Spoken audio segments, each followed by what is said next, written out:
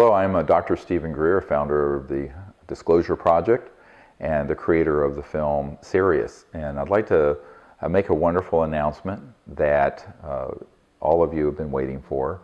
The film Sirius, which went to one of the most watched and top picks on Netflix in the past year and has been seen by millions of people around the world, we are now releasing on our YouTube channel, which is youtube.com/sdisclosure in its entirety, and it can be seen for free. And we're doing this because we want the public to see the last crowdfunded film we did and have that as a foundation for education for anyone who wants to see it, but also to introduce the next film, and that is this documentary feature film called Unacknowledged, an expose of the greatest secret in human history.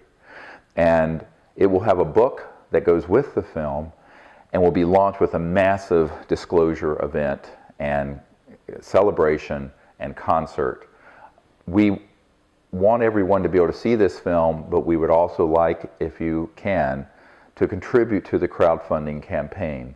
Not only in contributing your network and networking with friends and other organizations, but also how you can contribute even if it's just a few dollars to this campaign, so that we have enough resources to do this next project, which is a campaign that ends illegal secrecy on UFOs and free energy once and for all. It is not just this one film and book that is going to be supported, but a whole initiative that goes on into the future. So enjoy the movie, Sirius. Many of you have seen it, many have not. And I hope that you can also support us in this next project, Unacknowledged. Thank you very much.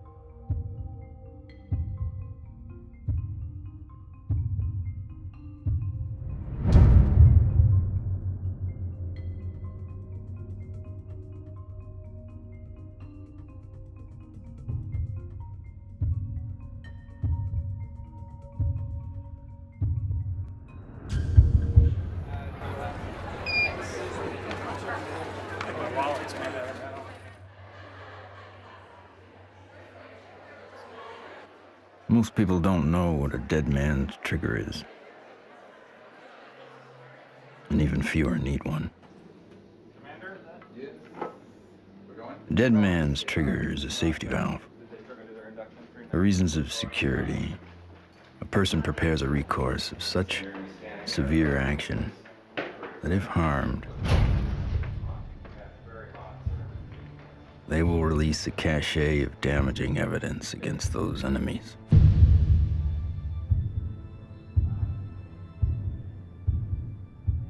Given his situation, Dr. Stephen GREER is one of those rare men.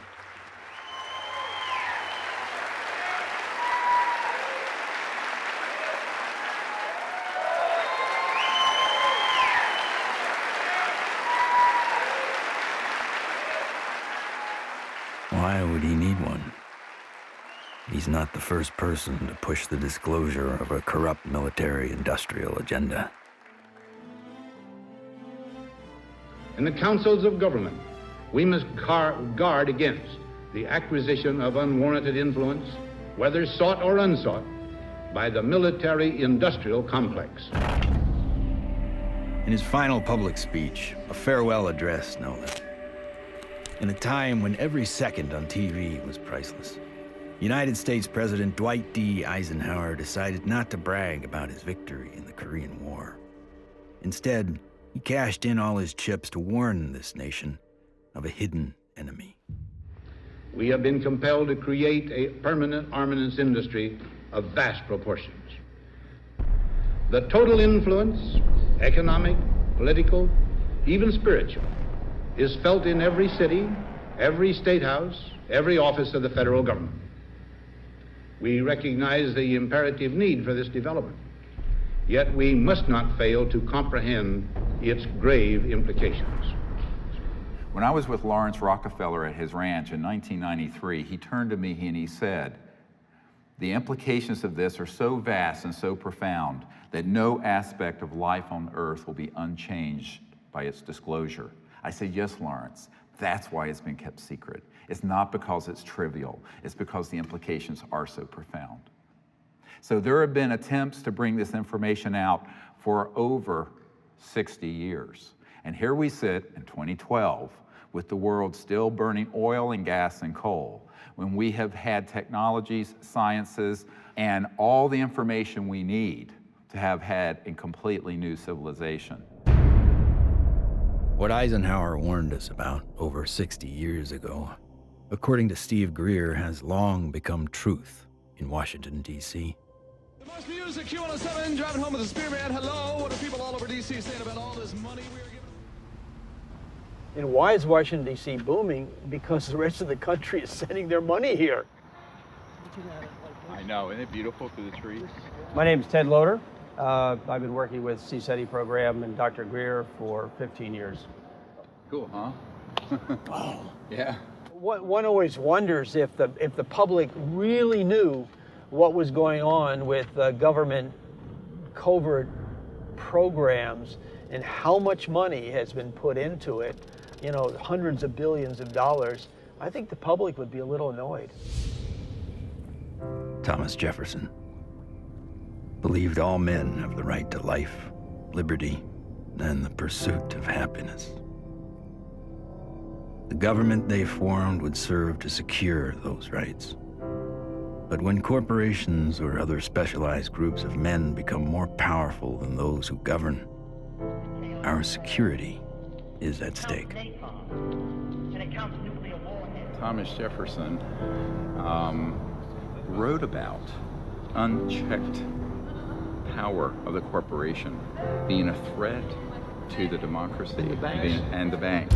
You see, the U.S. Federal Reserve Bank issues every dollar bill, yet it is not run by the U.S. government or any elected official. It is owned by a private banking cartel. But here I find the chairman of the Federal Reserve, who's in charge of the dollar, in charge of the money, in charge of what the money supply is going to be. The middle class is being wiped out, and nobody's understanding that it has to do with the value of money. Prices are going up. So how are you able to defend this policy of deliberate depreciation of our money? A lot of it depends on what happens to the price of oil. The four horsemen, or families of banking who own and run the Federal Reserve, also run the four largest oil companies. Oil is also used to make and run machinery and current mechanical technology. Of course, there's one industry that needs these more than anyone else: the military-industrial complex. you begin to get into this very scary scenario that has to do with the human condition of the proclivity to accumulate vast amounts of power around a handful of people. All right, sit down and shut up. And right now, these misanthropic sociopaths are running the planet into the ground. When Congress or whatever else or budget directors say, well, we've lost $100 billion in black program, what does the public do? What can the public do? We can complain to our congressmen, but our congressmen can't get any information. With lobbyists, interest groups, campaign funding, the economic powers that be have learned to control the political sphere. These politicians become almost like placeholders. And they don't realize that until they get into the White House or into the Senate Intelligence Committee. It doesn't matter who the president is. They're going to do what they want to do. And that which is good for them isn't always good for everybody else.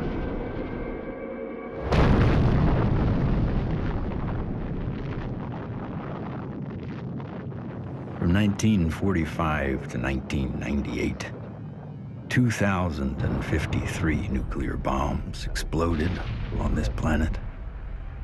The United States detonated over half of them. Now I am become death, the destroyer of worlds.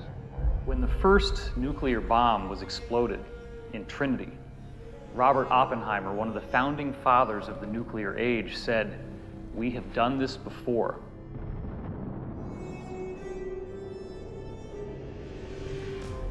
It could have been that Oppenheimer was speaking about weapons described in the ancient Sanskrit texts like the Mahabharata, in which they refer to a bolt of iron charged with the light of 1,000 suns.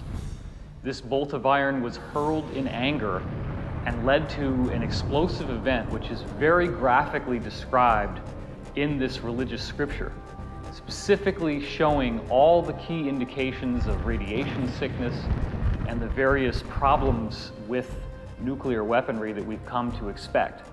When we started detonating thermonuclear weapons, atomic weapons, and developing these sort of destructive technologies, the civilizations that have been watching this planet for millennia said, oh my God, these people are going way off the reservation. They are now an existential threat to themselves, but also to other planets potentially.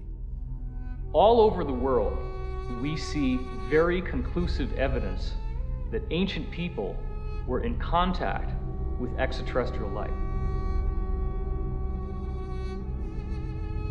The Japanese said that their civilization was given to them by a people they called the Dogu, who came from what they described as Anemono Torebune, which translates as bird boat universe, meaning flying boats from the universe. The ancient Sanskrit writings of India have elaborate descriptions of vimanas, or flying craft. These texts are thousands of years old. They predate any conception that we have of spacecraft or aircraft. But evidence is not just found in ancient texts. It is also captured in our ancestors' art, as if it was plainly obvious that ET vehicles appeared in ancient skies.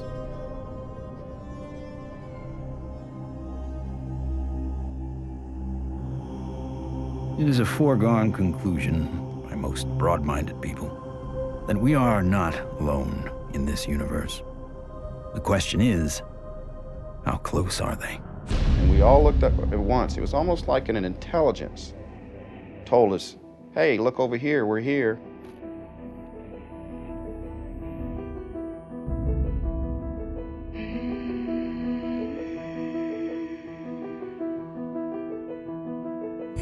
I saw 3 red lights in a triangle almost directly overhead.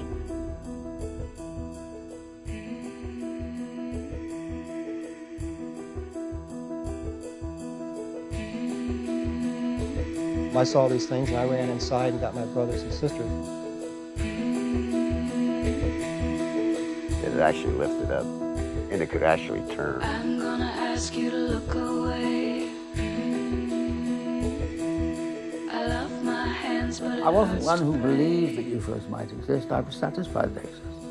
the life I have isn't what I'd seen. They estimated 100 yards from the left wing was this 100-foot disc.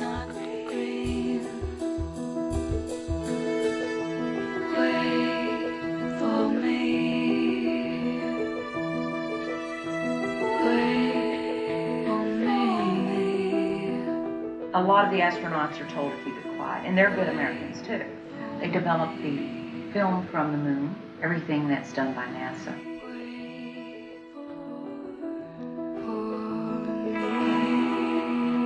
Ma che se ne sanno ancora degli altri superiori.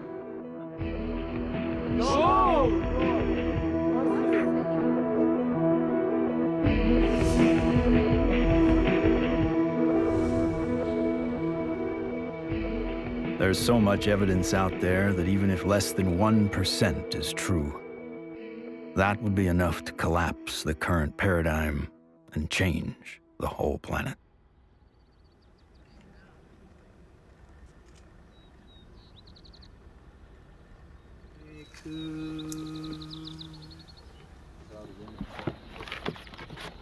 This is our signature tones that we broadcast over a small walkie-talkie. They were recorded in the crop circle. What happens is the extraterrestrials, they come into the area where we vector them in with the signature tones that we broadcast. Then it enables them to home in and get a real good fix on where the site is while we're setting up.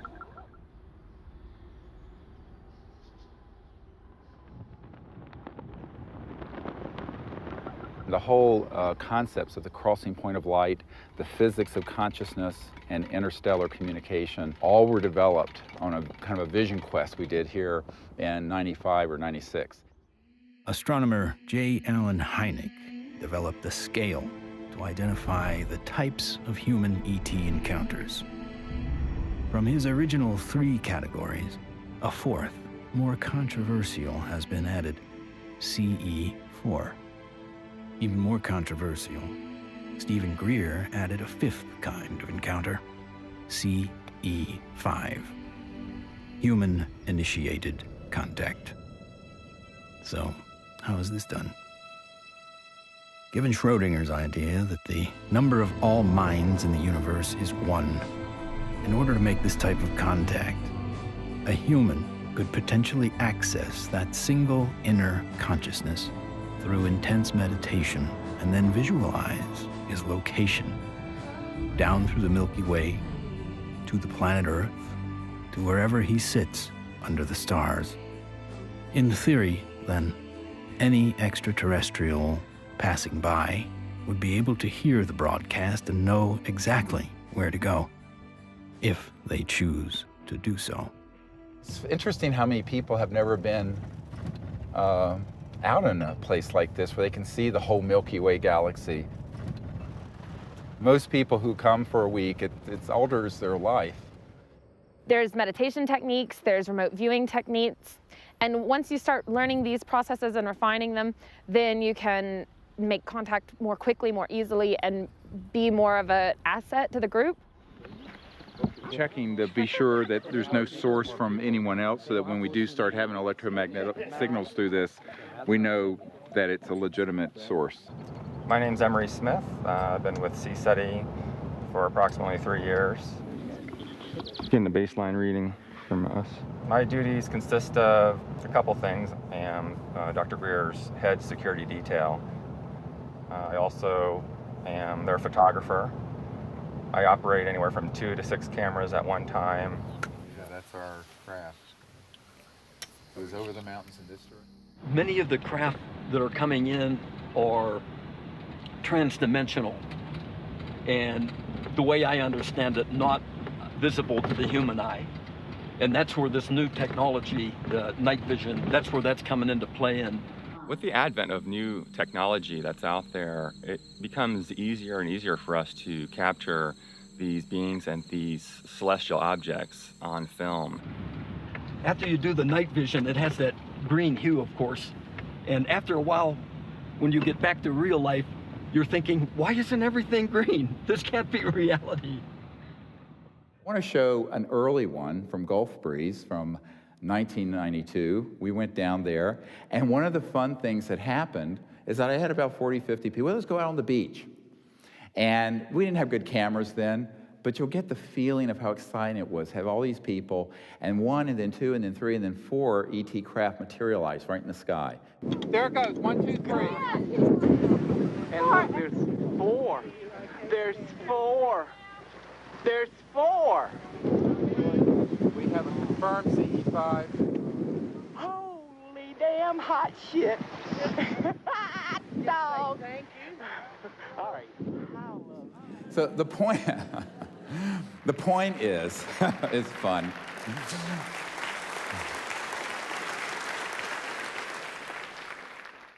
It's your responsibility to go into meditation, find a little bit of time, 10, 15 minutes, and remote view who's up there and how many.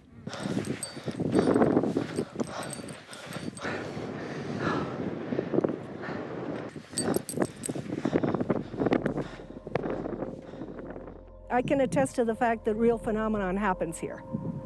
I really feel that his CE5 protocols are based on a spiritual kind of positive contact, and I think that that is an excellent model for any kind of communication, whether it be on Earth, in the United Nations or wherever, but in this particular field it's with cosmic cultures.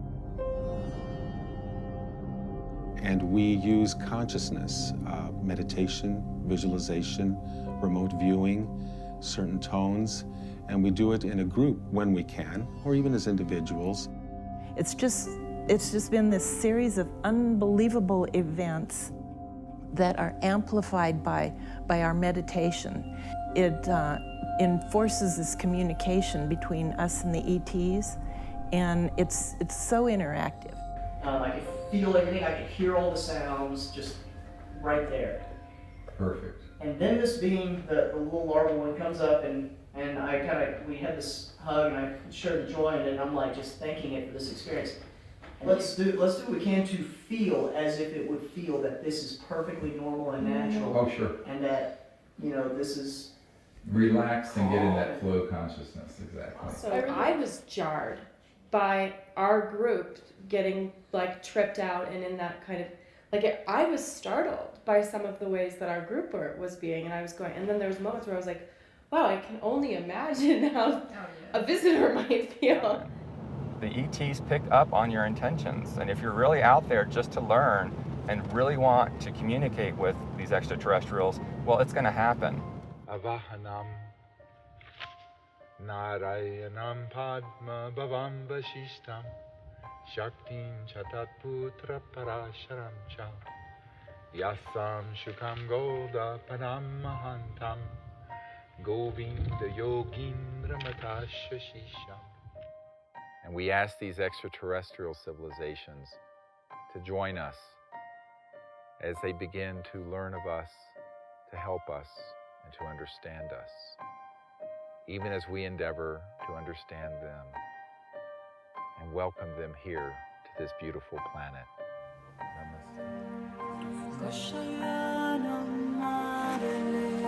Oh my goodness, another beautiful, stunning, absolutely stunning.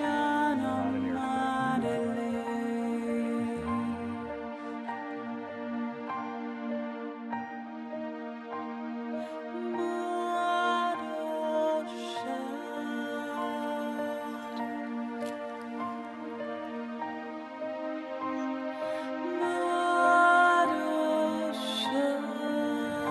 Oh, here comes a military plane very quick.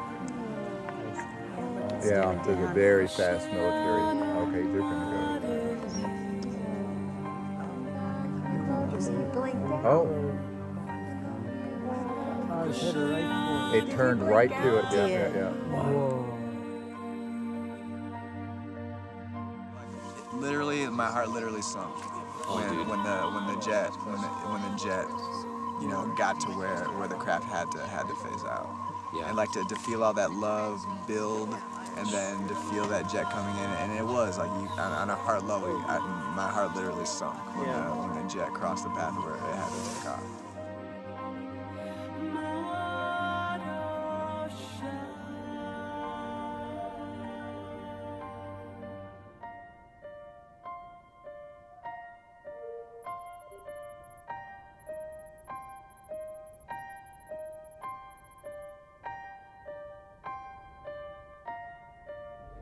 So in the camera, that's what you got. You got like this light traveling, and you can see it's not like a satellite where it's got like a path. It's got like a, like a movement. Yeah, and then it's gone. When I was 17, I injured myself. I got so infected. And at the time, because I was very poor and I didn't have any health care, I just laid there and I got sicker and sicker and sicker, and I had a near-death experience. I found myself out in deep space, and it was this experience of complete oneness with the cosmos, not just with Earth and life on Earth, but with the stars and the infinity of creation. It certainly altered the course of what I would end up doing, because I then learned meditation. I actually became very aware of the power of the mind. This experience helped guide the direction of his life. Though GREER went on to earn a medical degree and raise a family, he continued to study consciousness and contact. And decades later, it seems he would be the doctor called upon first to examine a very unusual body. This came to us in the last couple of years, and there's a man who runs an institute in another country that I cannot talk about. But he came into possession of a little creature. It is humanoid. It does not look human. We have acquired an EBE, an extraterrestrial biological entity. We're flying over to Europe soon to take some tissue samples and do some DNA testing. This was found in the Atacama Desert. We don't know how it came about. Here's the great view of the face and cheekbone, very complex. Now there is a fracture here, and behind this right ear is caved in, and that's how this ET being was killed. We have the best scientists in the US from Stanford that are going to be doing the testing itself to see what this really is, and also to rule out what it's not.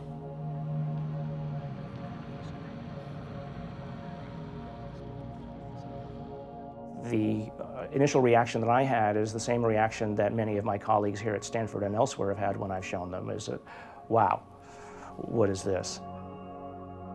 The question is important enough in at least two ways. The primary reason is that there's a lot of claims about specimens and claims about aliens. And of course, there's a lot of ridicule associated with that. So one of the best things that we should be doing, of course, then is bringing the best scientific techniques to bear. The techniques are available, the techniques are cheap, the answers are nearly absolute, so let's do it.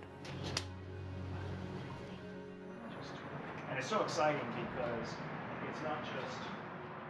In setting up for this, I'm going to be giving Steve not only the tubes that this should be going into, but I'm also going to be sending across the microscope that I feel they should be using to do the analysis with.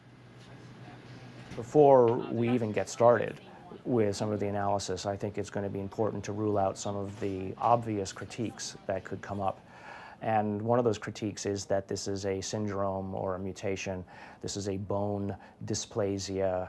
And luckily, here at Stanford, we happen to have literally the world's expert, the man who wrote the book on bone dysplasias and syndromes, a gentleman by the name of Dr. Ralph Lachman, who has kindly agreed to look at the specimen, both the pictures as well as the CT scans and the x-rays, to help determine whether or not it's anything that he's ever seen before. I think that a dozen or even 15 years ago, answering the question of what is this would really not have been possible because the kinds of technologies were not available as are available today. But really the DNA tells the story. And because we have the computational techniques, that allows us to determine in very short order whether in fact this is human. So this will be basically an absolute level of proof as to what this actually is.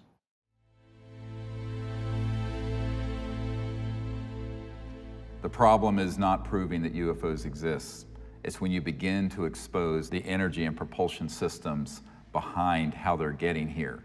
You're talking about unveiling an entirely new science that would replace oil, gas, coal, nuclear power, public utilities. And this is the $600 trillion problem. The patent office, after they fired me, I had to wait 6 years before I got rehired. Everybody at the office was avoiding the case. But when they finally did, the arbitrator wrote an 85-page report on how the media had caused my dismissal. So I only got a 30-day suspension out of the whole thing, which was taken out of the tiny little bit of 6-year back pay. So that was great. Yeah, it was. Wonderful. Yeah, it made it all worth it, so to speak, because that's how we were able to open the offices and stuff. It was very comfortable. No feeling of being shocked or anything else, just a good feeling, comfortable. What scientists need to do and normal people need to do is they need to look at the hardcore evidence, decide that, oh my gosh, ETs are real, and then get over that. And if that's the case, then you can start extrapolating because they're getting here, which means they have solved the physics problem, if you will. That's an actual photograph that Mark Whitford took, a friend of mine. And you see the stars in the background. So this is a fixed camera. The craft was a triangular craft moving away from him, and all of a sudden it makes a right angle turn. Apparently it has what I would describe as inertial shielding. It's the only way something can make a right angle turn without having everybody killed inside of the craft. Though we experience inertial forces every day, their origins remain a mystery.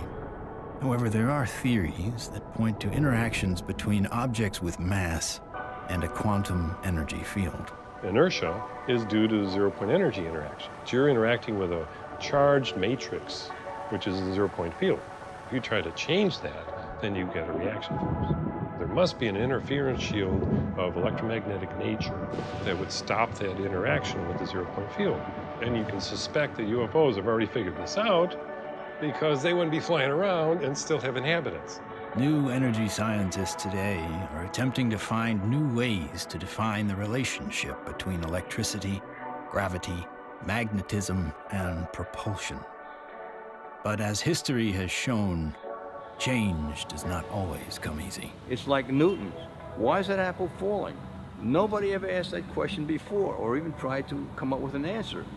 And Newton comes up with something called Newton bucket, or Newton's problem. The only guy that solves it 300 years later is Einstein. So, how smart can we be?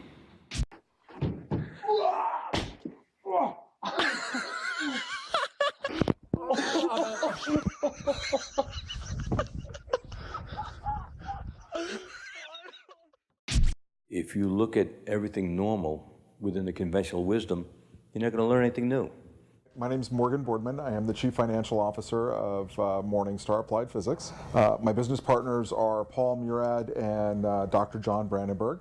What we're doing, like I said earlier, is we're using a magnetic field that's rotating about the axis with the hope of generating a magnetic vortex. In essence, we are trying to start a civilian advanced research projects agency.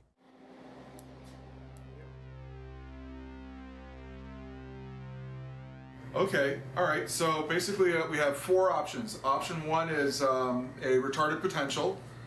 Option 2 is a lagging image, right? Yeah. Option 3 is pointing vector as a motive for propulsion, or how that may be what's happening, right? Yeah. And that's actually taking angular momentum and changing it into linear momentum if it's working the way we want it to, right? Yeah. Okay, and then the fourth one. The fourth one is that we are somehow either generating and or absorbing gravity waves. Do we accept Einstein's viewpoint that thou shalt not go faster than the speed of light?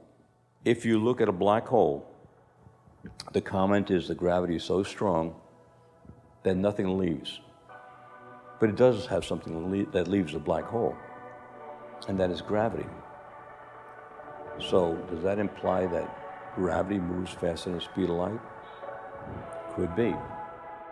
Gravity is another one of those seemingly self-evident forces that has raised a number of questions. How does it really work? How can we use it to our advantage? In the mid-1920s, T. Townsend Brown discovered that electric charge and gravitational mass are coupled, and that by building devices that harness these interactive forces, we could create advanced propulsion. At about the same time, Nikola Tesla and Thomas Edison won the Nobel Prize in physics, but both refused it. Tesla was at the end of a long career of inventing. He had advanced technology in the fields of X-ray, radio waves, internal combustion, and, of course, atmospheric electricity. When everything was said and done, he had earned 112 U.S. patents. He proved that electricity can travel wirelessly in the air, and ultimately died penniless. However, his work did influence many others, most notably Lester Hendershot and Dr. T. Henry Moray.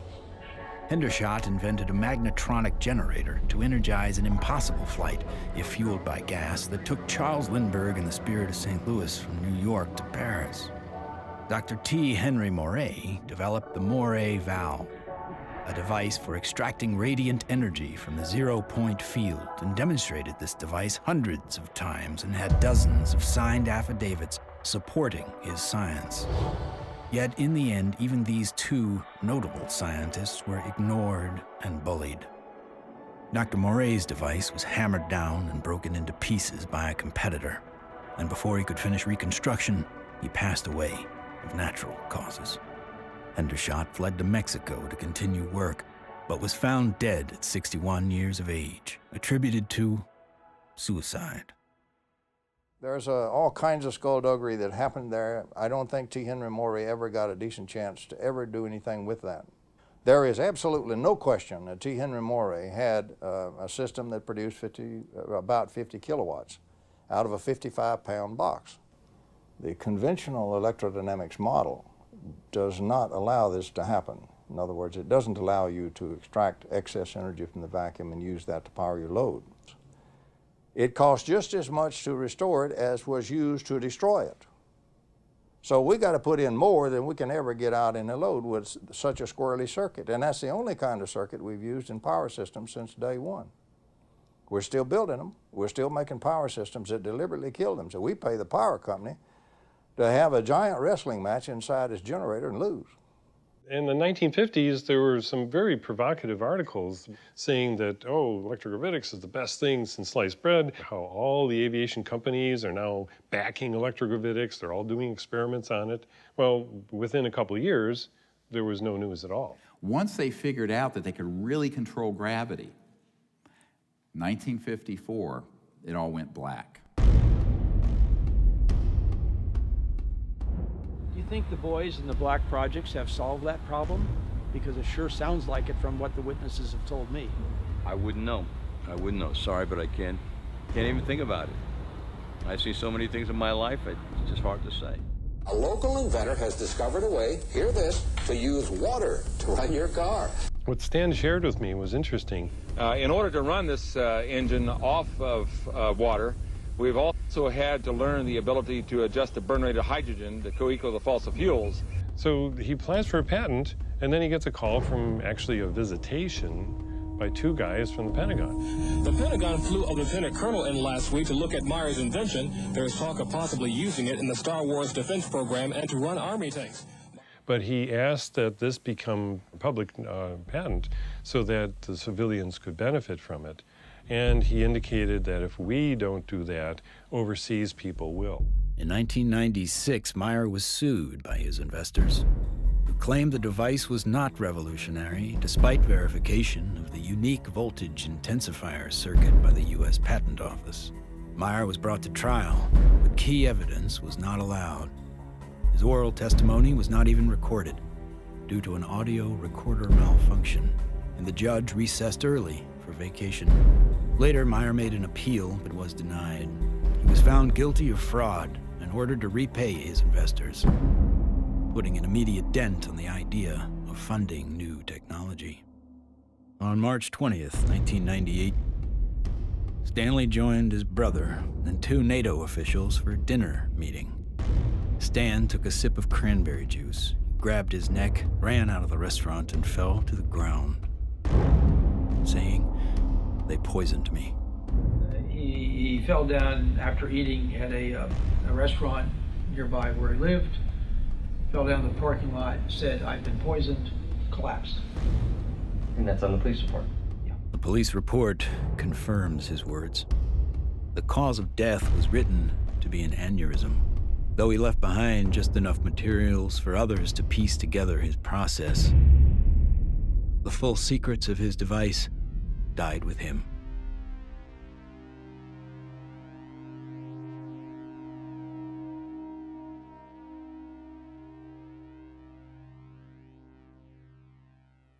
So from this, I began to do more work with the administration, various people, friends of the president, the Rockefeller family.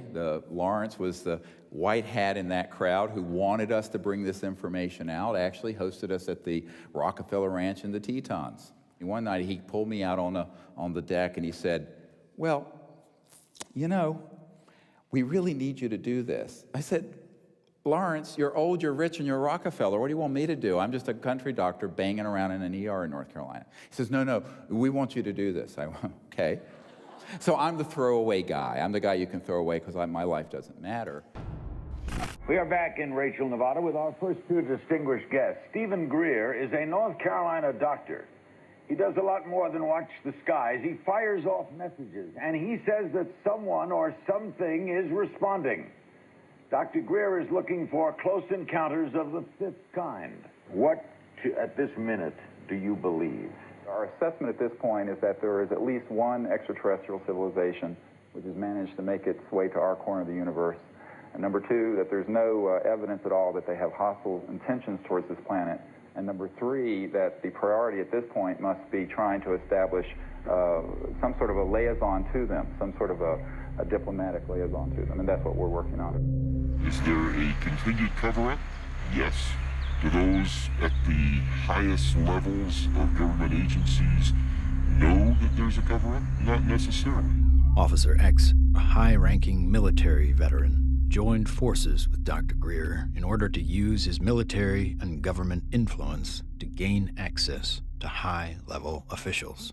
I was able to arrange for a CSETI briefing to the then Vice Director for Intelligence for the Joint Staff, Admiral Tom Wilson, the same person who had been at Atlantic Command with me.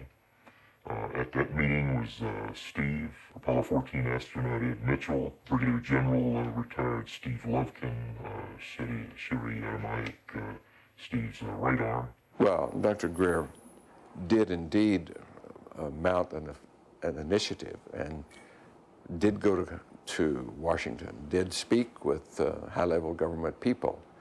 I attended and helped him with that. We briefed certain members of Congress, some of their staff, some of the people from the White House. We talked with people in the Pentagon. It led me to the belief that people in high-level government have very, very little, if any, information, valid information. One of the most important of all the meetings was with CIA Director R. James Woolsey. Here I fly up to Washington. The cover story was a dinner party. One of the things that I found was that this CIA director wasn't lying when he communicated to us that he had not had access to these projects. He was shaken to his core. We met for not 20 minutes, almost 3 hours. And by the end of it, I handed him, my hands were shaking, I handed him this document, and it was a position paper recommending executive orders and the things the Clinton administration and he needed to do to get control of this mess. And he looked at it, and he looked at me. He says, yes, he says, but how do we disclose that which we have no access to? And I almost wept. I went, what? Dr. GREER approached many D.C. officials in an attempt to gain an audience. One of the people who took him seriously was former CIA Director Bill Colby. True, if there's truth in it, there can be a danger in that situation. We've seen that happen in other cases. I said, you have to consider the possibility of some danger to not only your reputation, but to your person. I mean, people do react rather violently to some kinds of charges, or particularly if they're true.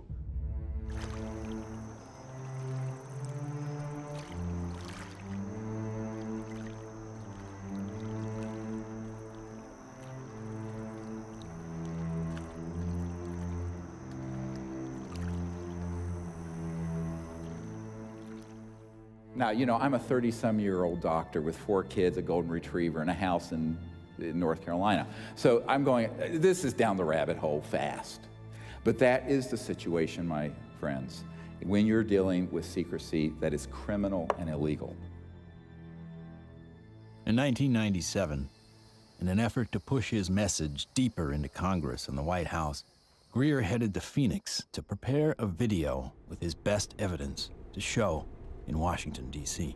While he was in the editing room, the biggest UFO witnessed event in history was about to happen. On March 13th, 1997, when the Hale-Bopp comet was very clear in the northwest sky, thousands of people were outside trying to get a glimpse of it when they also caught a glimpse. These orbs, giant orbs, equidistant in a V formation of 1 mile to 2 mile wide in some very credible reports. And that's the particular area where these phenomena keep popping up from my vantage point. The Native Americans living in the basin between South Mountain and the Estrellas have told me that not only were they looking up at the Phoenix Lights during the mass sighting, but they've been looking up at them for centuries. I live in a community called Loop, northeast of Flagstaff, on the Navajo Indian Reservation. We'll have to go back in time one day before. We saw 6 to 7 lights that were circling along the horizon. The entire street came out. It was almost like a block party. Everybody turned off their lights, everybody sat in their front yards, and everybody watched this unusual light show.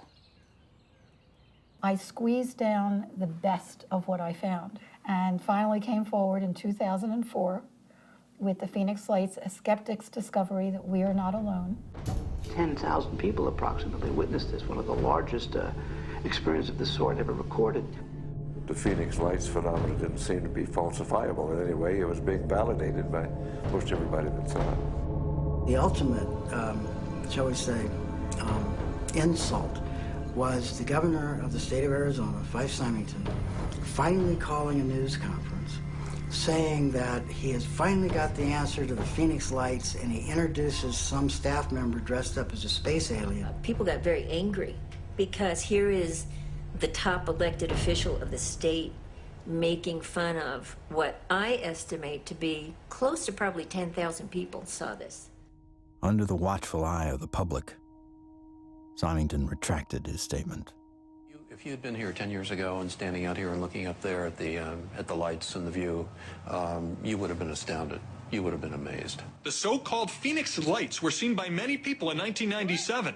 Skeptics say they were military aircraft or flares, but not the former governor. It was probably some form of an alien spacecraft.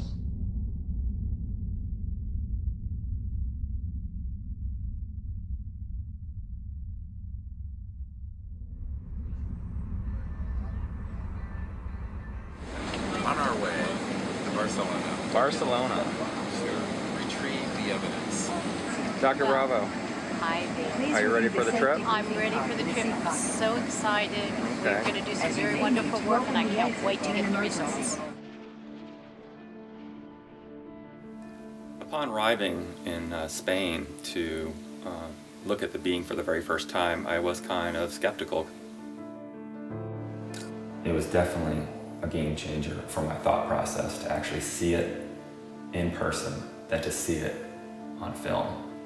The first thing we had to do was go to the radiology lab because we needed x-rays and CAT scans before we did anything. Porque esto es, ya se lo comenté que era un poco difícil de hacer. Es, ¿okay? The best we can get. Lo mejor que podamos. Porque evidentemente no se puede manipular para nada. No. The head radiologist at the center saw the beam and was quite impressed. And the first thing she said was, "Wow, that looks like an alien." That's really okay. This is fabulous. This one's pretty good for you. Yeah, for that one, yeah. Okay, that's good.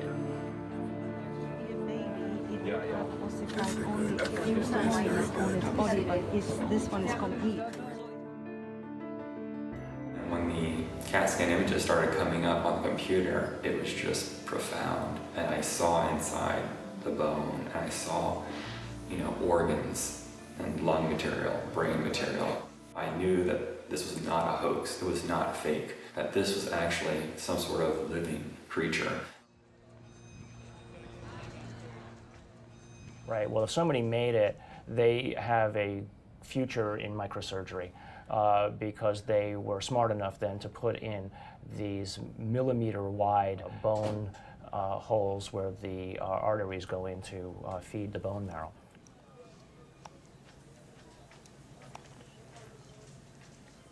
And so now the challenge is to prove what it is, right? My interest, frankly, is to disprove that it's anything unusual or anything paranormal.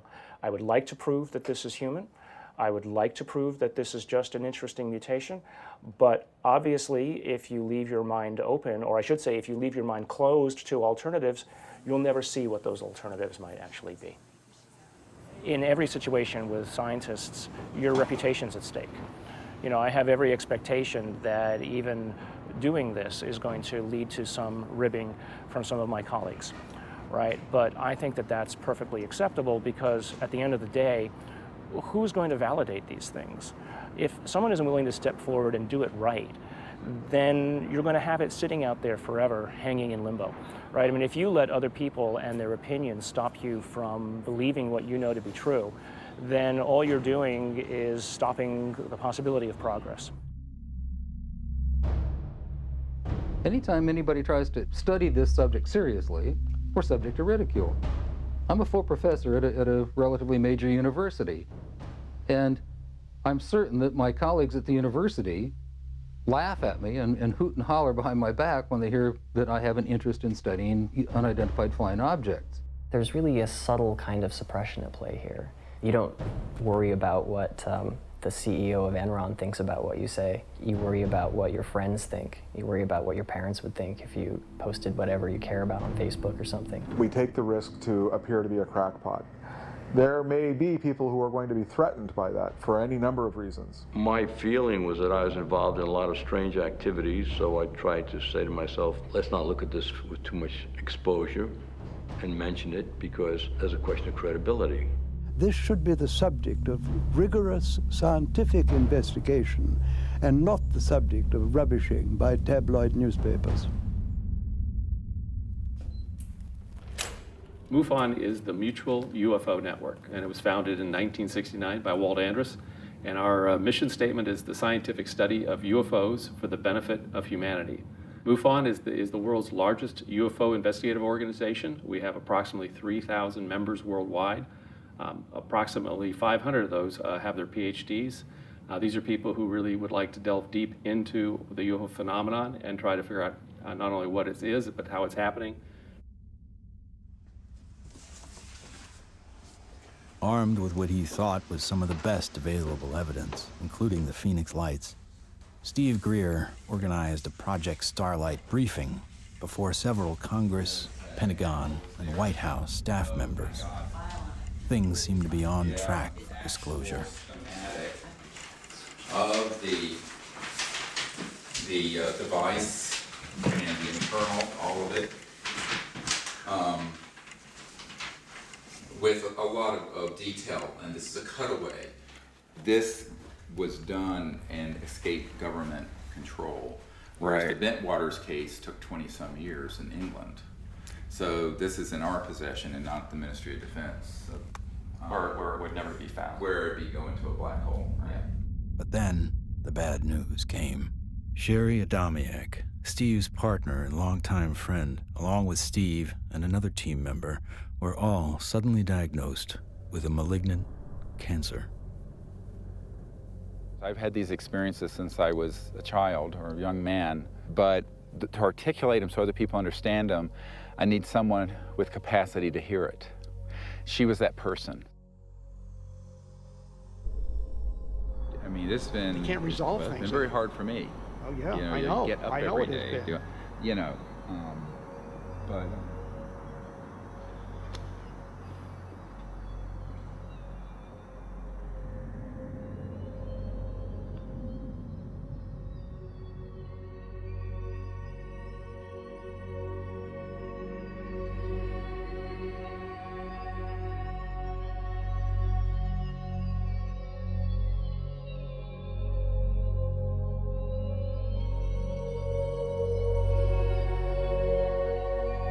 One of the last places she wanted to come was here. So she asked that her ashes be placed on the land. So we put her ashes around that tree.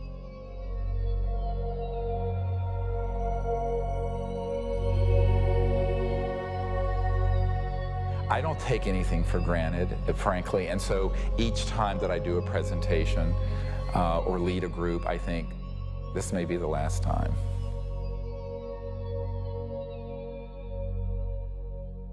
The thing that has kept me going the most is not any external thing, but the experience of that near-death experience where I know that there's an aspect of us that doesn't die.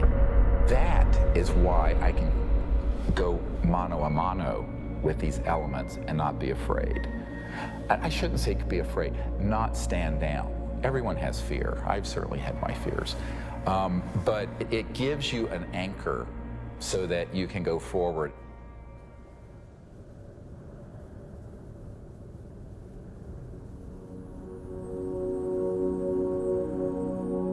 More than ever, Dr. GREER understood what he had always sensed. It was not the power of a cosmic field or quantum vacuum that would propel us into a new world. It was the mind. This really is the opening to an entirely new science of consciousness. You can maybe think of consciousness as a television set. On the TV screen, you see pictures and sounds and so forth. And if you tried to find out where that was coming from and you looked inside the television, you're not going to find it. It's not there. The signal is in the radio waves around it, invisible to us, that's being interpreted by the television as pictures and sounds. So this is very much like the state of how we understand the mind and consciousness. Dr. John at Princeton proved that putting your awareness on a device that was a random number generator would affect it. So you have this random number generator and it's producing 50-50 ones and zeros. And then you introduce a person into the picture and you tell them, try to affect it with their mind. Think more ones or more zeros. You measure that, and sure enough what they found was that there are more ones or more zeros being produced that correlate to that person's intention. So we can see effects being produced forwards and backwards in time, which is really strange. Distance doesn't seem to matter as much. You can get the same strength of effects if you're right in front of the REG or if you're on the other side of the planet. Consciousness is a non-local field, and it isn't limited to your brain waves and body. Dr. John once had the opportunity to ask the Dalai Lama if he thought the random number generators themselves were conscious. And the Dalai Lama thought about it, and his reply was that if you think they're conscious, then they're conscious. Just like consciousness can have positive effects on the zeitgeist or ether, it can also work the other way. Unfortunately, when you start to deal with inventors who have anomalous results that seem to be over unity, Paranoia seems to accompany that process. And John Searle's famous for having a circular magnetic device that has both energy and propulsion built into one unit.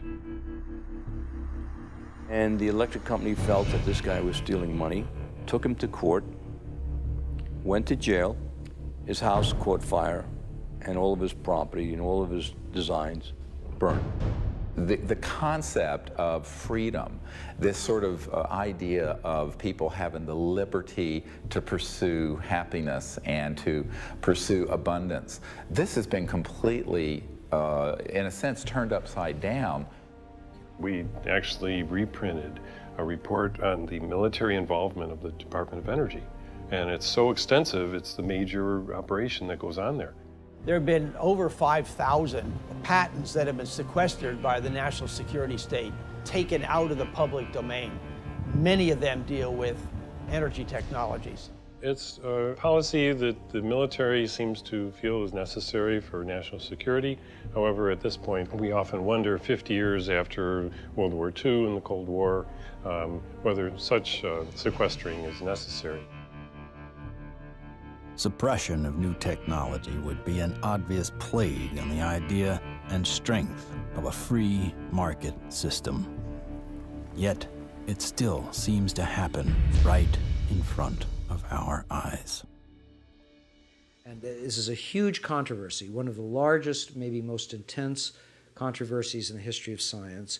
There's nothing worse, I found, than suggesting to academic physicists in particular, and academics in general, that they are not only wrong, but disastrously wrong, catastrophically wrong.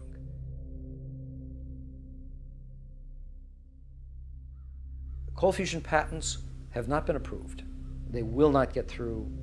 American citizens are being denied their constitutional rights. I inadvertently was looking through some piles of paper that had been given to me in a casual manner by all these hot fusion physicists as they were trying to do their calorimetric repeat of the Pons-Fleischmann experiment.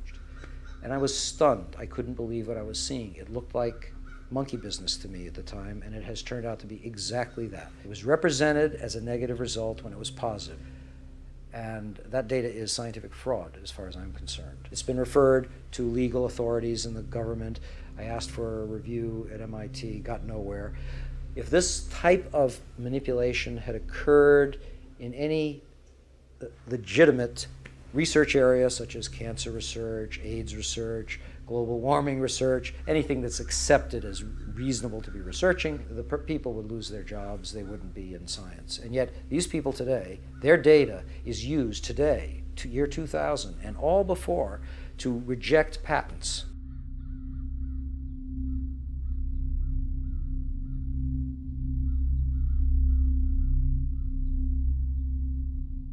Yes, there is serious criminal activity going on that ultimately must be rooted out.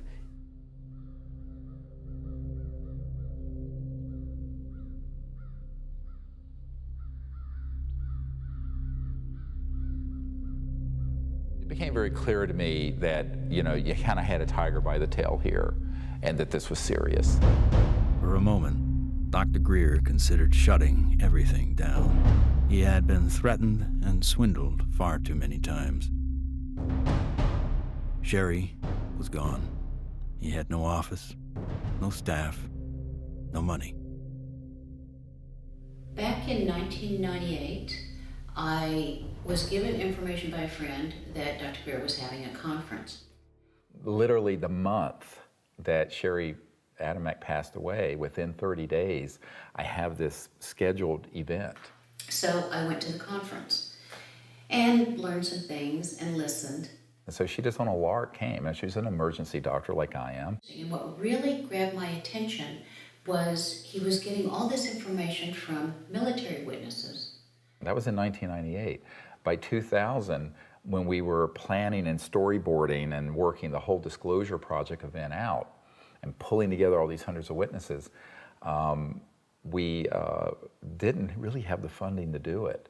But she got so supportive and involved that she lived very modestly and took all of her excess income and donated it.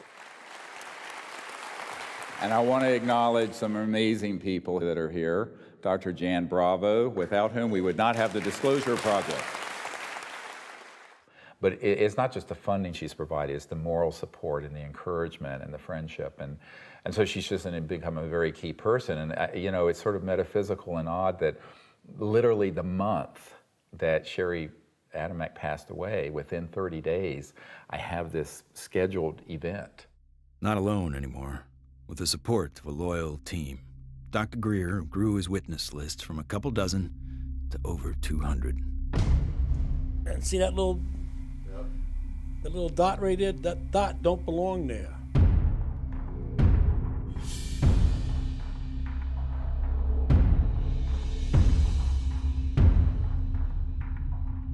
I said, I'm one of those, what you would call the high government officials in the FAA. I was the division chief.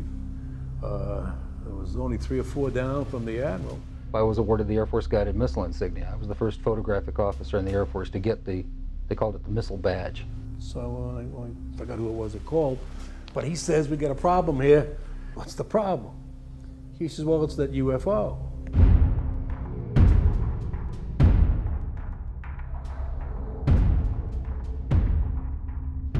We weren't launching real nuclear weapons, we were launching dummy warheads. They were the exact size, shape, and dimension and weight. And we were looking down southwest, and the missile popped up through the fog. It was just beautiful. And I hollered, there it is. And our guys on our M45 tracking mount with 180-inch lenses on it got it. We sent the film back down to Vandenberg. The Japanese airline, 747, was coming from the northwest, going across the Alaskan territory. He called and asked the controller if the controller had any traffic at his altitude.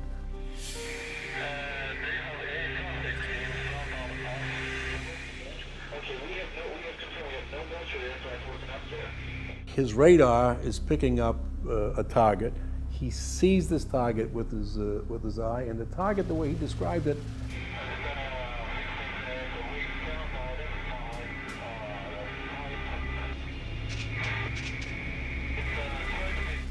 a huge ball with lights running around it, and I think he said it was like 4 times as big as a 747. I was called into Major Mansman's office at the 1st Strategic Aerospace Division headquarters. And Major Mansman said, watch this. There was the launch from a day or 2 before it at Big Sur. We watched that stage burn out, we watched the 2nd stage burn out, we watched the 3rd stage burn out, and it's going like this. And into the frame came something else. It flew into the frame like this, and it shot a beam of light at the warhead, fires another beam of light, goes around like this, we're going like this, fires another beam of light, goes down like this, fires another beam of light, and then flies out the way it came in. And the warhead tumbles out of space. They brought in 3 people from the FBI, 3 people from the CIA, and 3 people from Reagan's scientific study team, and I don't know who the rest of the people were. When they got done, they actually swore all these other guys into that this never took place. Who said that? Who was saying? This was one of the guys from the CIA. Now, I saw that. I don't give a goddamn what anybody else says about it. I saw that on film. Phil Klass can kiss my ass. He wasn't there. I was. He said this is the first time they ever had 30 minutes of radar data on a UFO. He said, you are never to speak of this again. As far as you're concerned, this never happened. So I said, yes, sir, and walked out, and that was the last I talked about it for 18 years.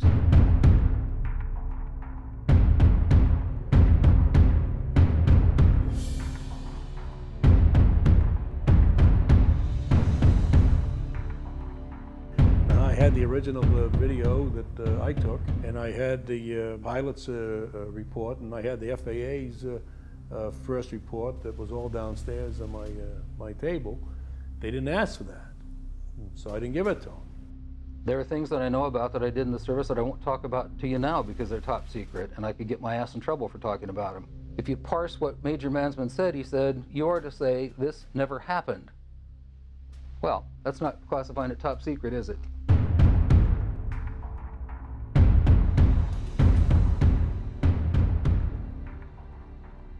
And I was a part of a United States Air Force cover-up for 18 years. But who do you tell that you were involved in a UFO incident without them looking at you like you ain't wrapped too tight? What we photographed up there affected me for the rest of my life and made a huge impact on my understanding of the universe and of governmental manipulation of our minds.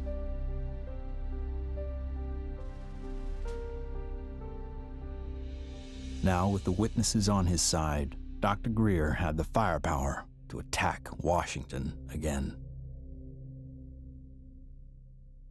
We are not alone. That's the message a group of pilots, scientists, and former government officials want Congress to hear.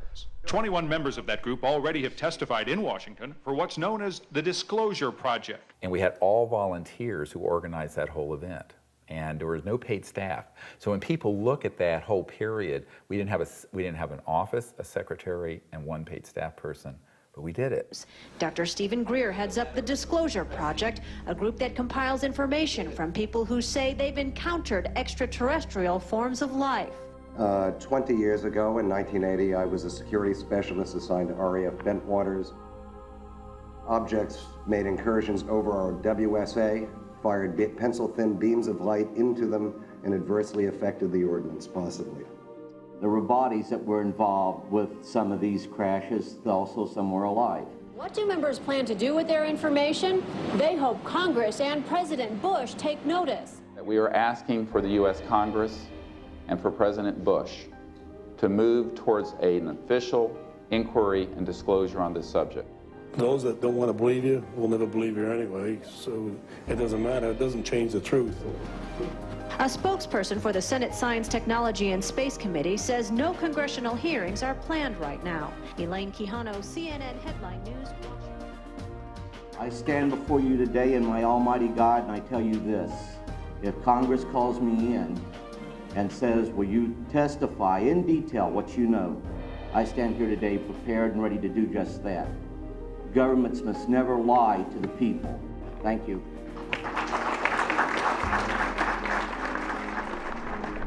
The number of people Dr. GREER had managed to get behind him was monumental.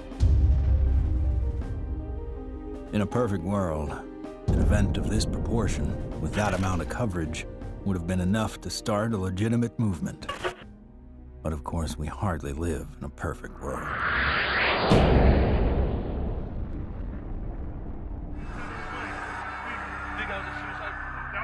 Yeah, don't say it. It's on, you know it, right? I don't know, guy. Everything's fucked up. 9/11 became the mother of all news stories and completely changed the game for everyone. Fear, panic, and strife were imprinted in the public consciousness. To what end?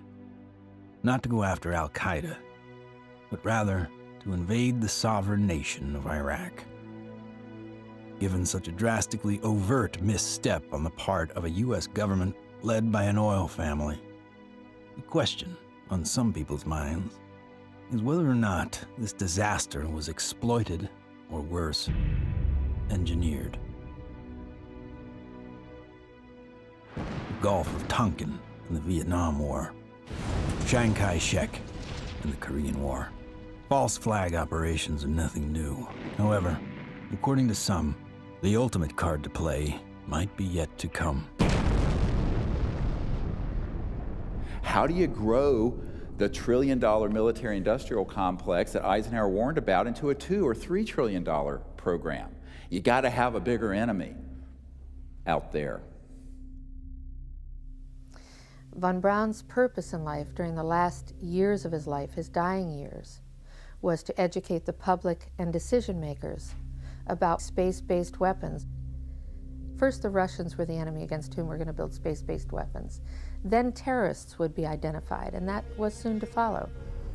In 1977, I was at a meeting in Fairchild Industries, and in that room were a lot of charts on the walls with enemies, identified enemies, names that people had never heard of, names like Saddam Hussein and Gaddafi. But we were talking then about terrorists, the potential terrorists. No one had ever talked about this before.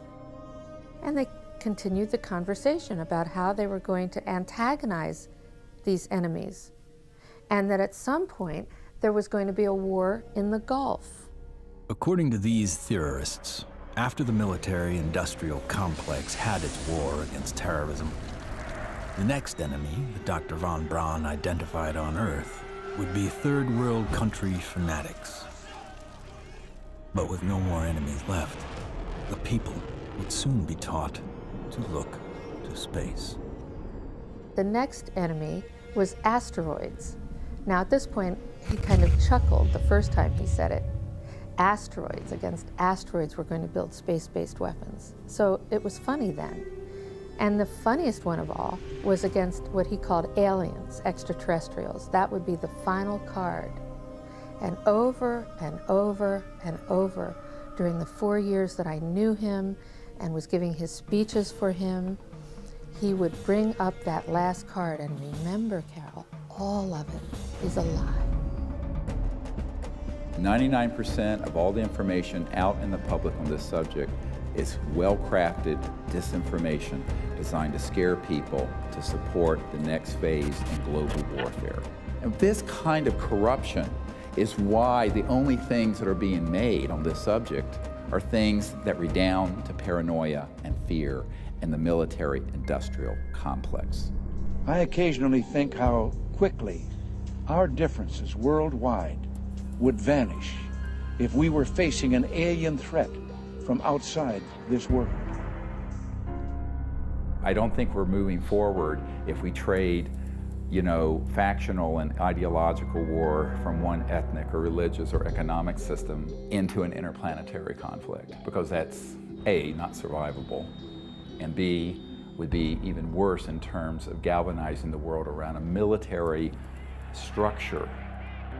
That has been the central organizing principle of our society for a few thousand years, actually. It is hard to concretely prove that 9/11 was a false flag attack because the people behind it are so good at covering their tracks, especially with the compliance of mainstream media. If you had trillions of dollars, you'd be pretty good at it too. The adversary is closer to home. It's the Pentagon bureaucracy.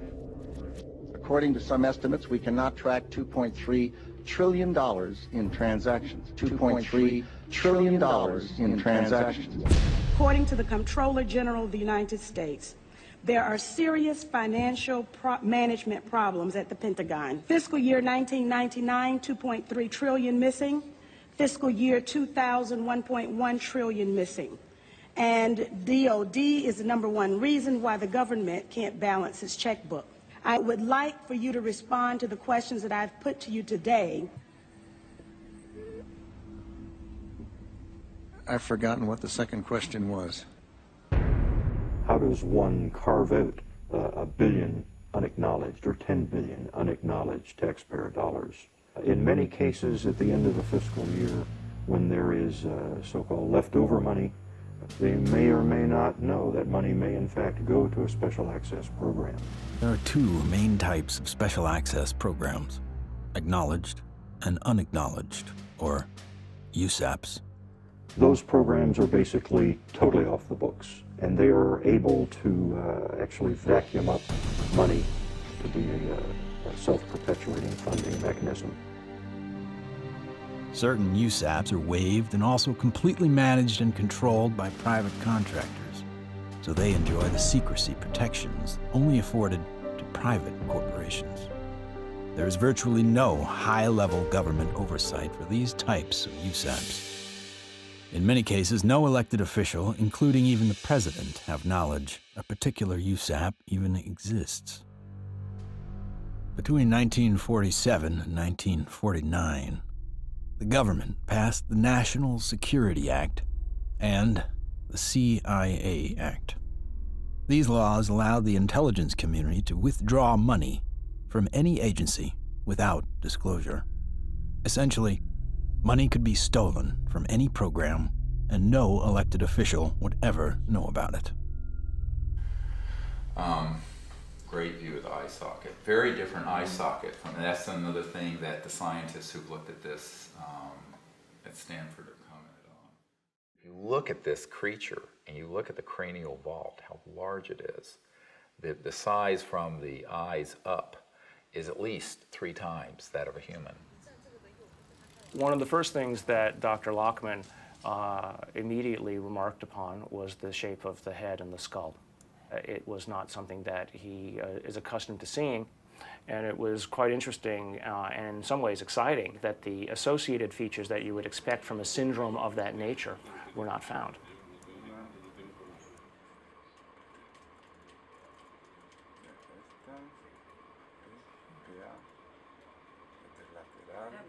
This specimen does not fall under any known, to me, class of disorders or syndromes. In many respects, the proportions of the spine and extremities are normal. The major abnormalities appear to be 1, the size of the specimen, mid-face hypoplasia and underdevelopment of the jaw, and that the specimen has only 10 ribs. Humans normally have 12, rarely 11.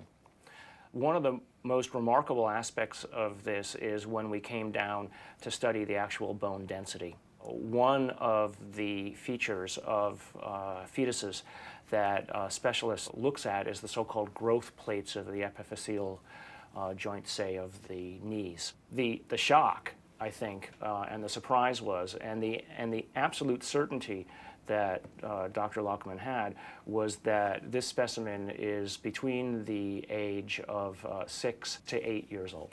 The shock was that this specimen was clearly not fetal. How do you explain how something 6 inches tall survived to any length of time that would allow for it to survive 100 or 1,000 years ago?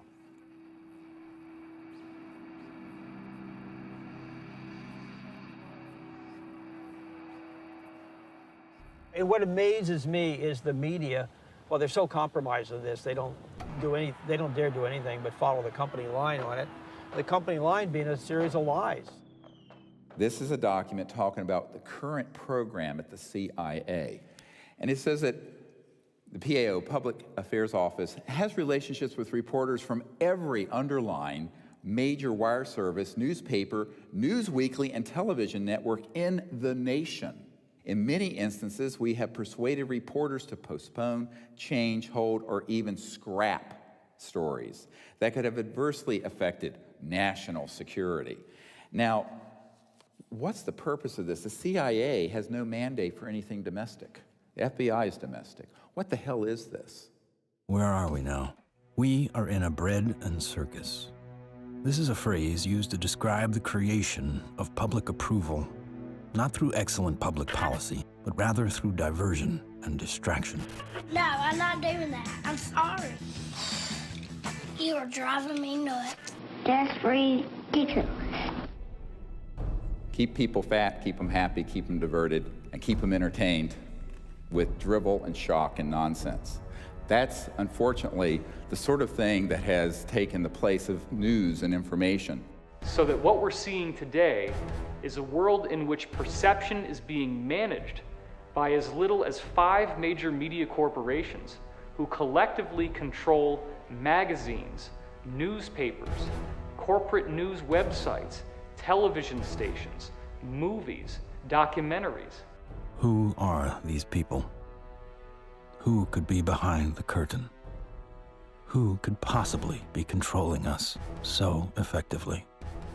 A shadowy government with its own Air Force, its own Navy, its own fundraising mechanism, and the ability to pursue its own ideas of the national interest, free from all checks and balances, and free from the law itself. Majestic 12 is real.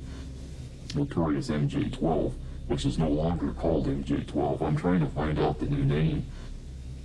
Basically, it's an oversight group intermingled with the National Security Council and the National Security Planning Group. They have full control. They have no congressional oversight whatsoever.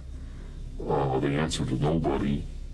Whatever activity is going on, to the extent that it is a clandestine group, a quasi-government group, a quasi-private group, it is without any type, as far as I can tell, of high-level government oversight.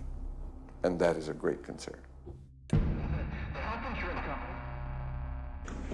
Ladies and gentlemen, the very word secrecy is repugnant in a free and open society, and there is very grave danger, for we are opposed around the world by a monolithic and ruthless conspiracy that relies primarily on infiltration instead of invasion, on subversion instead of elections.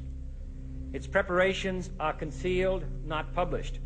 Its mistakes are buried, not headlined. Its dissenters are silenced, not praised.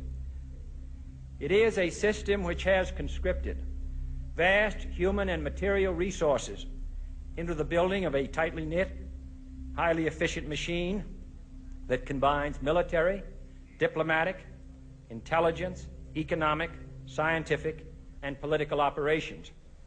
And we are, as a people, inherently and historically opposed to secret societies, to secret oaths, and to secret proceedings.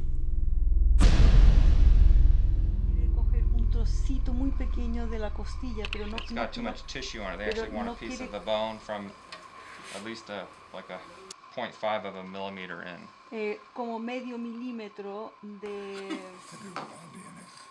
We took material from inside the cranium, also 2 clippings of the anterior front ribs of this being. And we were able to see under the dissecting microscope that in fact it did have bone marrow in them, so that meant there should be some good genetic material in there. It was really nerve-wracking. Imagine, 2 big guys here trying to operate on this 13-centimeter long beam. But we did it.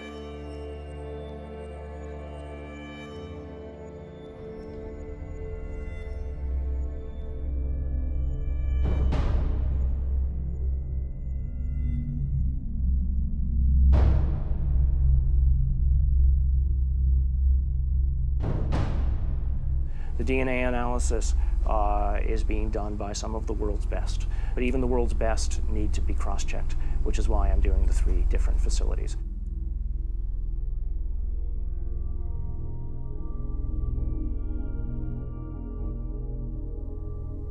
So I actually ran 4 samples. I ran a sample of my own blood. It was a very small amount, just 100 microliters. I ran 2 blanks, things that just had water in them, because that would be essentially a contamination control. And then, of course, the sample itself. And really, the all-important first result was whether or not there was, in fact, any DNA which was isolated. And the actual shock for me was when I got the amount of DNA out of this sample. It was way above what I had originally expected. What you have on the left here is a so-called DNA ladder. This is a size standard. This one on the end is in fact my DNA, and it has an expected size distribution as well as some banding. And validating the original measurement is this analysis that basically shows that we have a nice distribution for the sample's DNA. When we physicists look for alien civilizations, we don't look for little green men. We look for energy consumption. We look for type 1, type 2, and type 3 civilizations. What are we?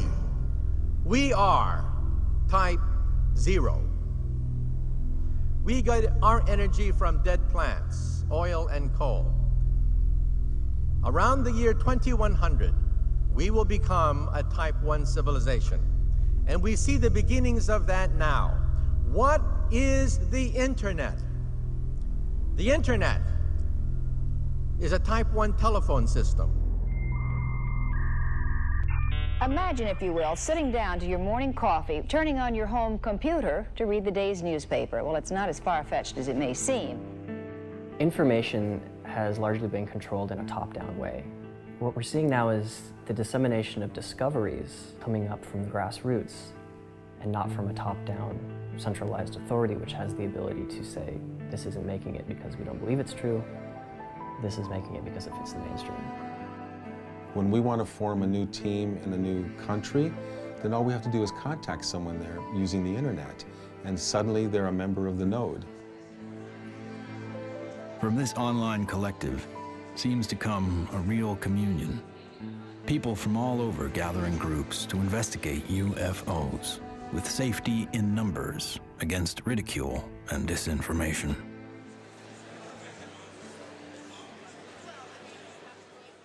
What we found in the past is we had a lot of anecdotal stories, but we didn't have a whole lot of data. With the advent of computers, personal computers, and the internet, we've been able to collect the data and analyze it through some 200 plus data points to allow us to be able to compare cases and to see exactly what's happening and what the trends are. Nick Pope is our guest. He made this information public. He's also the former head of the Ministry of Defense's UFO project. So if anybody knows, we think it's you, Nick. The Ministry of Defense is in the process of declassifying and releasing its entire archive of UFO files going back decades. It's interesting and worth pointing out that while the British government is releasing their files and their documents, President Obama, who promised to do the same during the campaign, he still has not. 15 years. 15 years this spring. Oh my God. But I figured that, you know, after the disclosure project, we'd get this information out and we could go on with life. How do we keep battering the ram at this door? Where do we find the strength to keep going forward? When you think that you're the only person that has the knowledge, you become marginalized. Steve was instrumental in bringing together a large group who had been involved in this subject and who for the first time realized that they were not alone in trying to come forward on the subject. Governments, we've discovered, have not gone far enough, so we've decided that as people, using the CE5 protocols, form our own movement and do what governments have not been doing. We think of this as the People's Disclosure Movement. And so we feel it's important to create an effort that's a global effort, which this has become. My name is Mark Benz, and this is Rex, and we're in Bodega, California, and we're doing CE5. My name is Jeff Bird, and here in Winchester, Virginia, USA, we are doing CE5. My name is Peggy Brewster, and here in Middleton, United States of America, we are doing CE5. We have 1,150 teams of CE5 ambassadors, which are spread over 52 countries. My name is Andre, and here in Sweden, we are doing CE5. Und wir machen zusammen CE5 in Deutschland. Here in Burlington, Ontario. Brisbane, Australia. From Chester, Virginia. In Hamilton, Ohio. We are doing the CE5. Konnichiwa. Moje ime Daniel. Daniel tu na Slovensku. Es Leo Ortiz. And here in Vancouver, British Columbia. CE5. The CE5 context imasu. CE5. CE5. CE5. We're doing CE5. And the reason I think that's so important is that it not only builds the knowledge base, but it also further potentiates this concept of pioneering a new pattern of peaceful contact. And that is something that no other group, large group on Earth is doing. Certainly isn't being done by the State Department and the Senate Foreign Relations Committee. It seems to be it only takes one person to make contact. But hundreds of voices worldwide is a call that can't be missed. And likewise with innovation, the more heads in the game, the more likely we are to find a solution. There's many technologies that people have talked about, many ways to the mountaintop. We have so many modes of converting quantum vacuum energy or zero-point energy. Some people think they know how to do it. Okay, fine. But if you do it theoretically, that's one thing. But then you got to do it experimentally, and that's the hard part. Those opposed to new energy technologies can tie the hands of hundreds of inventors. But how will they ever fare against tens of thousands? The output milliamperage is more than the input milliamperage. It's a clear indicator of overunity. I'm gonna ask you to look away. I love my hands, but it hurts to pray. The life I have isn't what I'd seen. The sky's not blue and the field's not green. Wait for me. Wait for me. Wait for me. Wait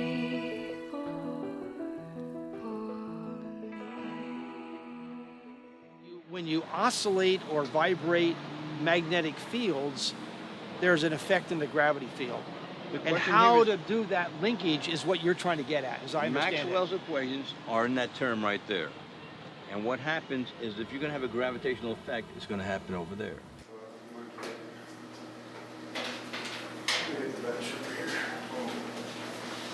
Josh, I think I can help too. This channel here represents revolutions per minute. These are representing weight that we're measuring on the load cells.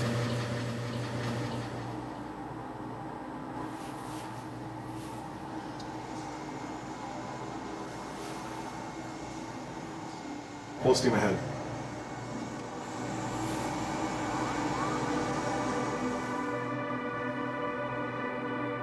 When we look at our data, we lost 7% of weight. If we move this thing and it loses weight, I must be generating gravity waves. Though the device maintains its shape and size in terms of dimension, it is losing mass. That's a possibility. If it is losing mass, then certainly it would also be affecting time in a very localized manner.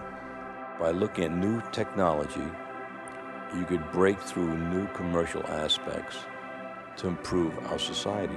We should be looking for a disruptive breakthrough in this technology within the next 10 years. We're on the brink of developing any number of potential propulsion systems which would take us out of the solar system. I think we're going to beat NASA to the mark. So I graduated from the UCLA School of Engineering in 1976. I got a flyer from the School of Engineering inviting me to a lecture by Ben Rich. Ben Rich was the director of Lockheed's Skunk Works for 16 years. He oversaw a number of USAPs that were secretly managed at the Skunk Works, including, most notably, the development of the F-117 stealth fighter. Ben shared a slide set of about 40 slides of different things, starting with the U-2 spy plane, going all the way up to the stealth fighter at that time, mentioning that he couldn't talk about the other secret stuff. But when he ended his talk, he had a slide of a black disc zipping off into outer space. And he ended his talk with these words: "We now have the technology to take ET home." So you have to have vision, and you have to have the guts and the courage to go out past the steps and do something of any value, and we have to go past our grasp. And we asked him questions about it. What did you mean when you said we have the technology to take ET home? Ben shared three major things that I think are worthy of research by researchers worldwide at this point in time. The first was we've somehow figured out how to do interstellar travel already. It's known. The second point he made was that there was an error in the equations. My suspicion is it's probably Maxwell's equations for electromagnetic theory. The third thing he said was, how does ESP work? And I was really kind of startled because I didn't know what to say. But I blurted out, I don't know, all points in time and space are connected. And he looked me back in the eye and he said, that's how it works.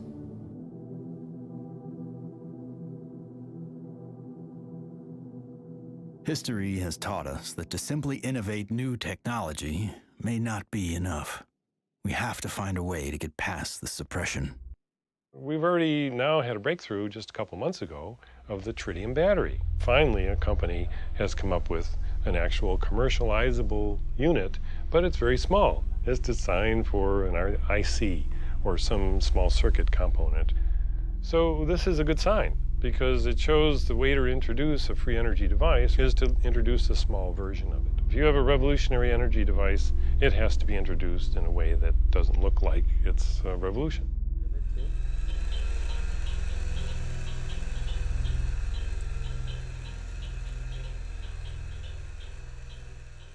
Science is always changing. I mean, even back in the 1960s, they thought that biofeedback, for example, was impossible. But now, of course, we know that that itself is an absurd statement. We have even toys on the market that allow people to play with biofeedback. These sciences have been around for decades. They have been ruthlessly kept secret because of the kleptocracy of what I call the petrofascists, the people who are hell-bent on maintaining the power of a centralized petrodollar oil, gas, coal system. So that does create scarcity because that is a zero-sum game. But when you take us off that system onto this new system, it's an entirely new macroeconomic order, and scarcity becomes non-existent. After years of disappointments, Dr. GREER and his team are now attempting to build an energy research lab in Virginia, where scientists and inventors with working prototypes will have a safe haven to build. So this is an example of how the analysis is done using what's called a genome browser. And it's more or less a schematic representation of the chromosomes and at a very high level of resolution. So the sequence that we got from the mitochondria tells us with extremely high confidence that the mother was an indigenous Indian from the Chilean area, and the haplotype is called B2A. Now, the other thing that immediately fell out of the analysis is that it's male. It has so-called Y chromosome material. In fact, it's got a full Y chromosome. It probably died in the last century, if I were to make a guess. I can say with absolute certainty that it is not a monkey, right? It is human, or as close to human, closer to human than chimpanzees would be. But when you count up the number of mutations that we're observing, what we're seeing is more than what we would expect to be caused by simple cell division. When the sequencer is creating or making these reads, it's doing it more or less at random. So what does the computer program do that people have written and designed? It takes every one of the little sequences and tries to match it against the known. And then anything that doesn't match, it puts in a little side file and says this is unknown. At a certain point, when enough knowns are matched, I can feel comfortable saying, this is human, right? But if I'm not careful and I don't pay attention to what's in the garbage can, right, what the computer program is throwing away, I could literally be throwing the baby out with the bathwater. What we've done is we've scaled back and we're seeing several chromosomes and pieces of chromosomes across the top, which basically leaves us with a very strange conundrum, right? Here you've got this 6-inch tall, let's call it human, right, because the DNA says that so far it's human, at least the way that we're looking at it. This gene, PCNT, which is known to be associated with primordial dwarfism, we don't have any mutations here. It lived to the age of 6 to 8. Obviously, it was breathing, it was eating, it was metabolizing, and it wasn't living in an environment where there was a lot of advanced medical attention that was given to it to allow it to live to that age. It calls into question how big the thing might have been when it was born.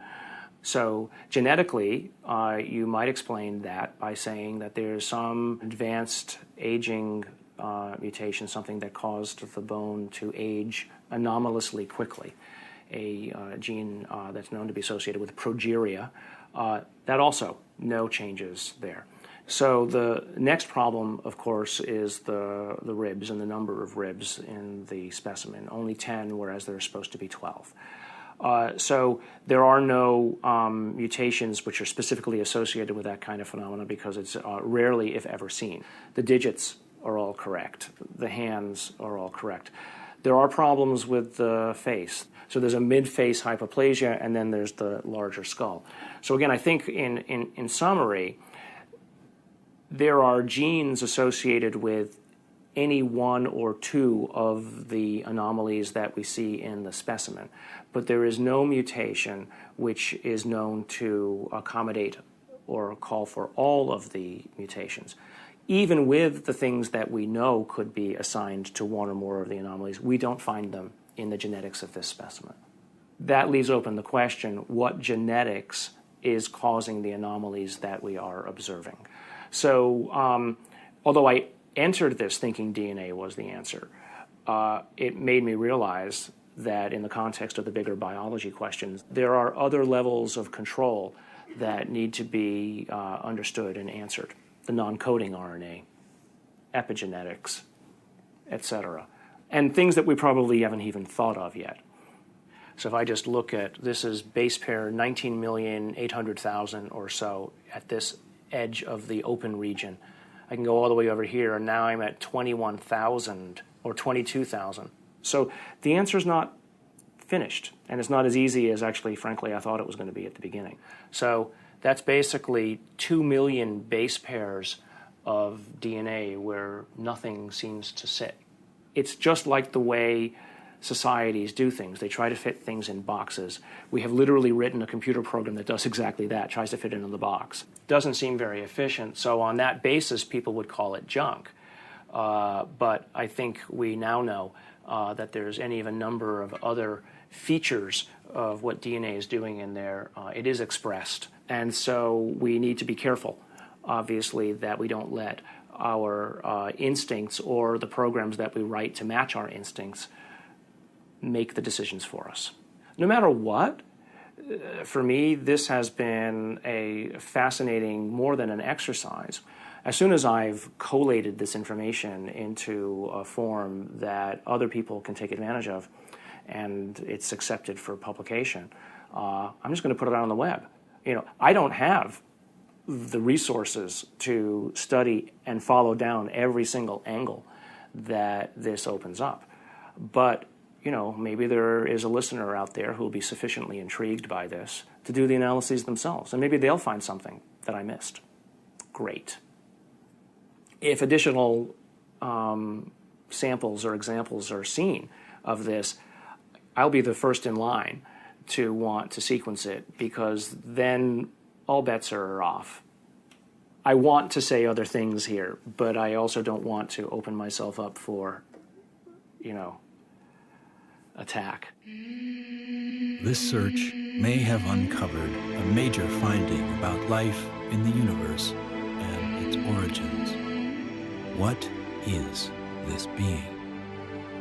Could it be a missing link in evolution? Could it be an entirely new species? Or simply a disease we have never seen before? Or could this be an extraterrestrial being from another world?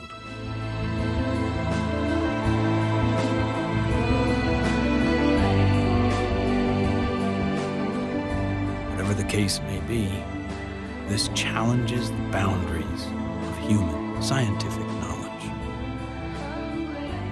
Dr. Gary Nolan has set a new precedent for scientific investigation and rigor in the realm of the seemingly impossible.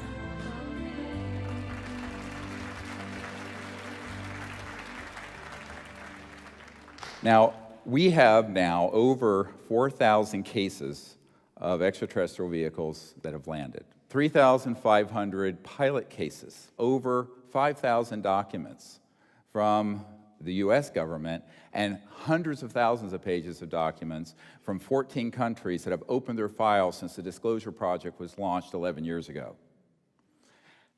And yet, this isn't on CNN every night. And this is probably the most important thing going on this planet today, and yet nobody talks about it. If we don't explore what to do, we're going to miss the boat. And that could be why Eisenhower's final message wasn't just doom and gloom. It was a charge to the people to spit out the bread, look away from the circus, and take some responsibility.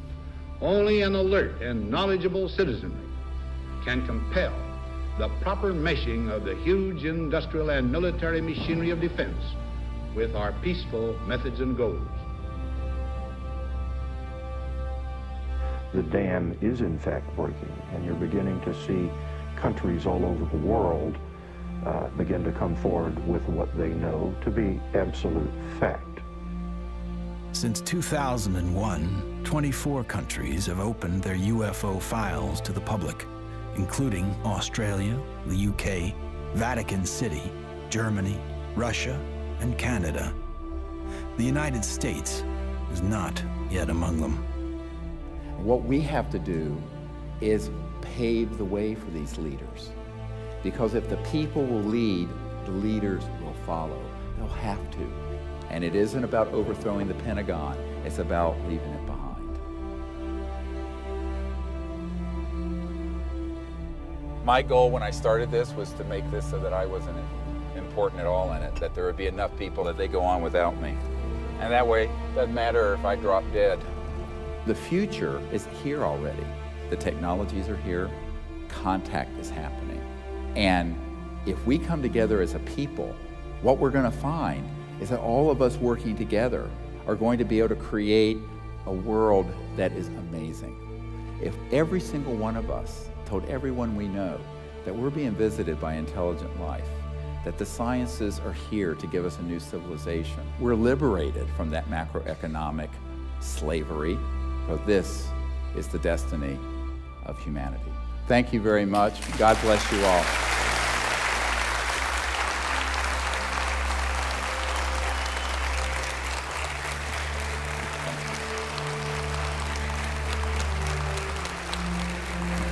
Thank you.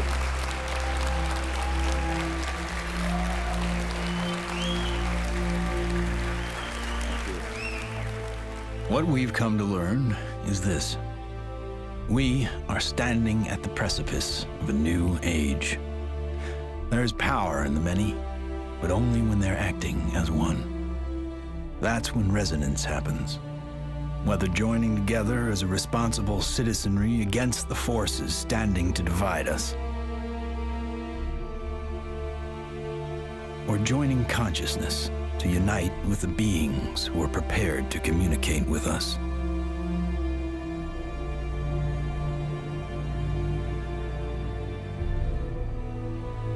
In order to succeed in this endeavor called life,